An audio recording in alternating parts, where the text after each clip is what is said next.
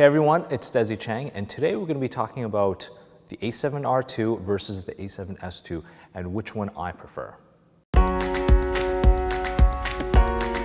First off, I just want to say that these are just my own personal opinions. I'm not saying I'm right or that I'm wrong. I've been shooting with Canon, Nikon, Sony, Fuji for the past few years, all somewhat equally, and these are just my impressions after all that time playing with all of these cameras. So just my own personal thoughts, so don't get upset. Secondly, this is not an in-depth review in terms of comparing spec for spec. You can find that information online on B&H or whatever else or other YouTube videos. I'm just telling you which one I prefer and why. If you're going to be doing photography, obviously the A7R II is the perfect choice because it has 42 megapixels. But after using it for a full year, I realized that I would always pick up my DSLR instead for my paid jobs, just because my 5Ds are more robust, they're built like tanks, and they work perfectly with all of the lenses.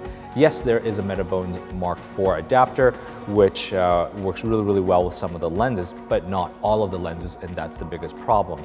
So I found that I stopped using my A7R II for photography purposes because I would just pick up my DSLR instead, and I would be only using my A7R II for video only. Now with S-Log2, it has a bit of a grain, and definitely the low light is not as good as the A7S II. The A7S II, besides being the best and the king of low light, it also has 1080 120p, which is great for the super slow-mo stuff. So between the two cameras, I'm probably going to be selling my A7R II because I don't do enough photography with it, and I'll probably keep the A7S II because with my Sony stuff, I'm literally almost only doing video things. If I'm doing photography, I'm picking up my Canons or my Fujis. Anyways, just my own personal thoughts about the cameras. They're still both great for photography.